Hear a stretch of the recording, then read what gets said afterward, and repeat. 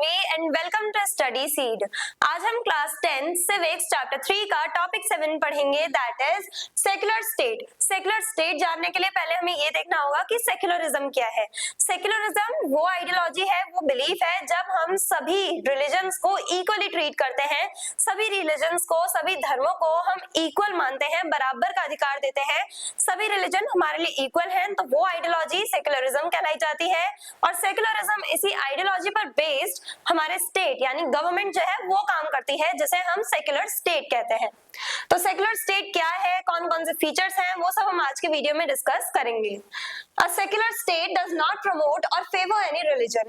हमने कम्युनलिज्म में देखा था कि हम लोग अपने ही रिलीजन को सुपीरियर मानते हैं और दूसरे के रिलीजन को इंफीरियर मानने लगते हैं, तो ये आइडियोलॉजी थी कम्युनलिज्म की। पर सेक्युलर स्टेट क्या करता है, सेक्युलरिज्म को फॉलो करता है, जहां पे हम सभी रिलीजन्स को, सभी धर्मों के लोगों को इक्वल मानते हैं, सभी रिलीजन्स को इक्वल मानते हैं। तो सेक्युलर स्टेट क्या करता है, वो किसी भी रिलीजन को ज्यादा प्रिविलेजेस नहीं देता, सभी रिलीजन्स को इक्वली ट्रीट करता है। जो सेक्युलर स्टेट है वो किसी भी रिलीजन के फेवर में नहीं होता, किसी एक पर्टिकुलर रिलीजन के फेवर में बात नहीं करता। Secular state treats all religions equally. Secular state क्या करता है, वो सभी रिलीजन्स को इक्वली ट्रीट करता है। जो सेक्युलर गवर्नमेंट होती है हमारी, सेक्युलर कंट्री जो है, वहां पे हम लोग सभी धर्मों को इक्वली ट्रीट करते हैं, सभी रिलीजन्स हमारे लिए इक्वल माने जाते हैं before the law. Religion is kept separate from the affairs of the state। अब religion यानी जो धर्म से रिलेटेड जो भी हमारे अफेयर्स हैं, सोसाइटी के लेवल पे हम जैसे भी प्रैक्टिस कर रहे हैं अपने रिलीजन को, तो वो सारे अफेयर्स हमारे स्टेट के अफेयर्स से यानी हमारे गवर्नमेंट के काम से बिल्कुल अलग रहते हैं। यानी गवर्नमेंट जब भी अपने जो भी रोल प्ले कर रही है, गवर्नमेंट जो भी काम कर रही है, उसमें वो किसी एक पर्टिकुलर रिलीजन को प्रायोरिटी नहीं देती। गवर्नमेंट क्या करती है, हाँ माइनॉरिटीज के लिए, माइनॉरिटीज के फेवर में पॉलिसीज, लॉज बनाती है गवर्नमेंट, लेकिन उसमें भी गवर्नमेंट किसी एक ही रिलीजन के लिए सब कुछ काम नहीं करती। गवर्नमेंट क्या करती है, जो डिसएडवांटेज पीपल है, जो माइनॉरिटीज है, उनके अपलिफ्टमेंट के लिए काम करती है, ना कि किसी के रिलीजन को ध्यान में रख के। तो रिलीजन जो है वो स्टेट से बिल्कुल ही अलग है। स्टेट जो भी अपना काम कर रही है, गवर्नमेंट जो भी अपना काम कर रही है, उसमें वो रिलीजन को कोई भी प्रायोरिटी नहीं देती। रिलीजन किसी एक पर्टिकुलर रिलीजन को प्रायोरिटी या इंपॉर्टेंस नहीं देती स्टेट या government. Features of a secular state. अब सेक्युलर स्टेट के क्या क्या फीचर्स होते हैं, कैसे हमें देखने को मिलता है सेक्युलर स्टेट में कौन कौन से फंक्शंस परफॉर्म करता है वो स्टेट। अब इसमें हम एग्जांपल देखेंगे इंडिया का, क्योंकि इंडिया भी एक सेक्युलर स्टेट है। इंडिया में भी हम सेक्युलरिज्म को फॉलो करते हैं, सभी धर्मों को इक्वल मानते हैं before the law. The Indian constitution gives freedom to practice and propagate any religion. अब हम लोगों को ये आजादी है, इंडियन कॉन्स्टिट्यूशन में हमें ये फ्रीडम दे रखी है, यानी हमारे संविधान में लिखा हुआ है कि इंडिया में मौजूद हर एक सिटीजन के पास फ्रीडम है, आजादी है कि वो पर्सन जिस रिलीजन को चाहे अडॉप्ट कर सकता है, किसी भी रिलीजन को फॉलो कर सकता है।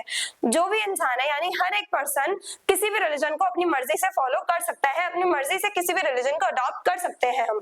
तो हमारे पास फ्रीडम है कि हम किसी भी रिलीजन को फॉलो कर सकते हैं और साथ ही साथ हम उस रिलीजन को प्रोपोगेट भी कर सकते हैं, यानी कि प्रीचिंग हम कर सकते हैं, अपने धर्म का प्रचार प्रसार कर सकते हैं, लेकिन दूसरे के धर्म की डिसरिस्पेक्ट करे बगैर।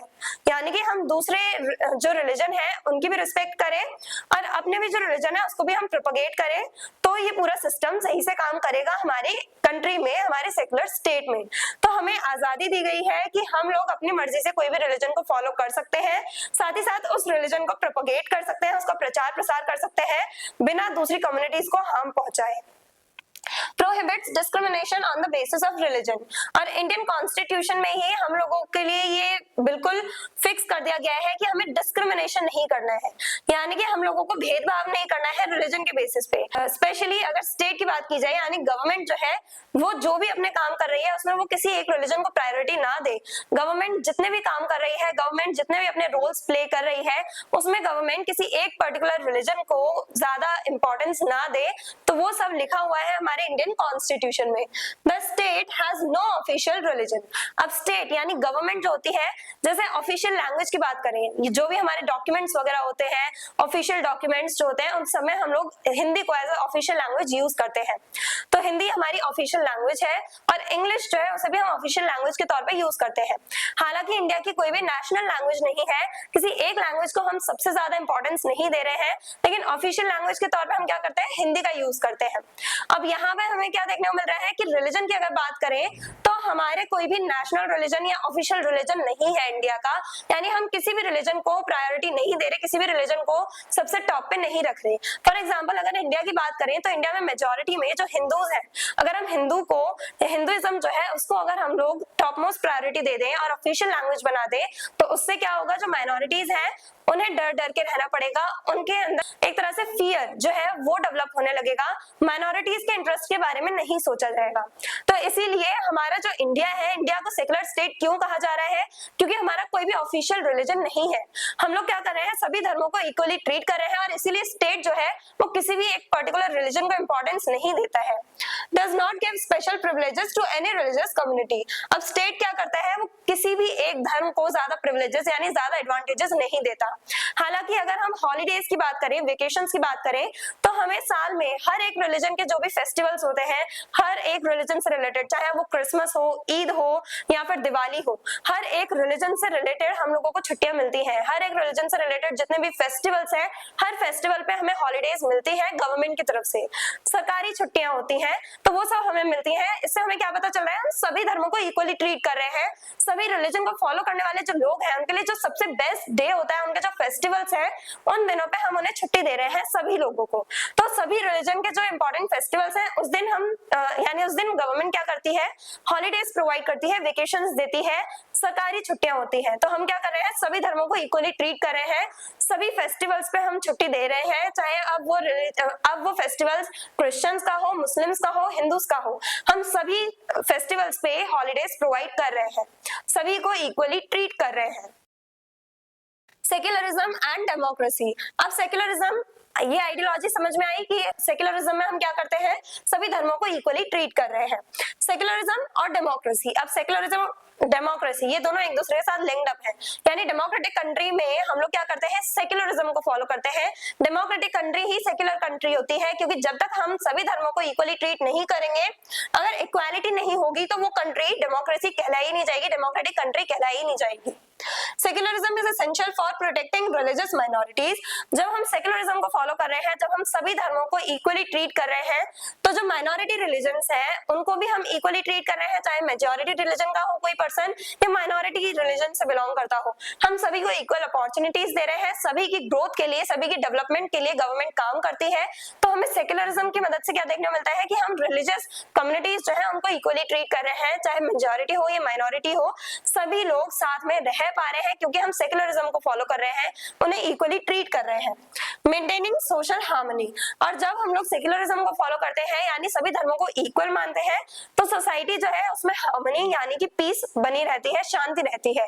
कम्युनलिज्म में हमने देखा था कि जब हम किसी एक ही धर्म को टॉप मोस्ट प्रायोरिटी देते हैं तो वायलेंस क्रिएट होता है, क्योंकि डिफरेंट जो रिलीजन के लोग हैं, डिफरेंट रिलीजियस कम्युनिटीज जो है वो आपस में कन्फ्लिक्ट्स में आ जाती हैं, डिस्प्यूट्स हो जाते हैं, उनके बीच में डिस्प्यूट्स राइज करते हैं, जिसकी वजह से जो डिफरेंट रिलीजियस कम्युनिटीज है वो क्या करती हैं, वॉर करती हैं या एक दूसरे के साथ लड़ बैठती हैं, जिसकी वजह से काफी ज्यादा लोगों की जान भी जाती है। कम्युनलिज्म में हमने ये सब देखा था।